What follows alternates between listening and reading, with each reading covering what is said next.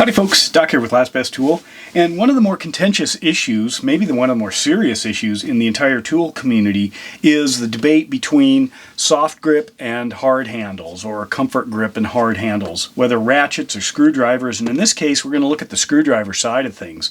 Now, I've just got a couple of representatives here. A classic hard handle basically is nothing but plastic all the way around. There were other hard handle materials. There was wood, there's metal, or in this case the snap-on plastic in this kind of quad-sided design. And then there are all kinds of variations of softer grip handles or multi-component handles that basically have a rubbery feel. Now, one of the things that happens with soft grips is they tend to attract dirt. They hold grease better, they get gouged, you know, when you can't just grind the gouge down a little bit with sandpaper or something. So whether or not you go with a hard handle or a soft handle is more than just a comfort decision. It can be an application decision.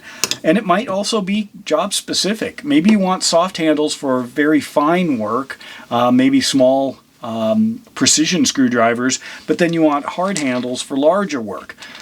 Maybe you drop the screwdriver a lot and it'd be better if it was a little softer. In this case, I've got a pair of snap-on ratcheting stubby screwdrivers, a hard handle and a soft grip. Now both of these are similar in terms of the ratcheting mechanism, but slightly different in terms of the design and the reversibility. Plus on this one, this soft handle here, this is part of their snap-on screwdriver system. You can get a whole bunch of different shafts that you can insert into this for whatever it is. Whoops, go this way. So in this case now I've just dropped in, you know, a 1/4 square driver, or the one I got recently. This is a non-conductive hex driver, whatever you want. This one is fixed. That's solid in there. Now the price difference between these two is not huge. This one does cost a little bit more. This one just has those classic lines that for most of us, if we've grown up around snap-on tools, you just are drawn to it. It could be the amount of color you want. I do think that Snap-on's colors don't quite match in their greens. I don't think they're as picky as somebody like Channel Lock that really is. They've patented or copyrighted or trademarked, I don't know, their color. So nobody else can use the exact color of a Channel Lock. But anyway, so going back to it, these are more comfortable to use. If you're using them in cold weather, it doesn't conduct the heat as much. You can operate them usually easier with just a couple of fingers. There is a handle design or shape design change between the two, so sometimes that can be an issue. It seems, for some reason, that there are a lot more softer handle designs than harder handles. I don't know if that's a molding thing. Maybe I'm wrong about that. But going back, if I took kind of the classic two designs, the Instinct handle on the Snap-on and then their old 4-sided classic one, these are much easier to, the hard ones are much easier to clean. They seem to be fairly durable. You're not worried about gouging. These are a little more comfortable to use. And I have, you know, run into problems hanging on to these, especially some of the older ones. They seem to have changed the plastic compound just a little bit. So, you know, there's that. But anyway, between the two, this one for a lot of screwing, especially pressure or high torque screw driving, this Instinct handle is fabulous. If you're pushing on the hard end, there is a bit of a difference in surface area and in shape. So these do get a little bit, you know, hot in your palm if you're pushing hard. The overall size, obviously, this is much smaller. You compare that.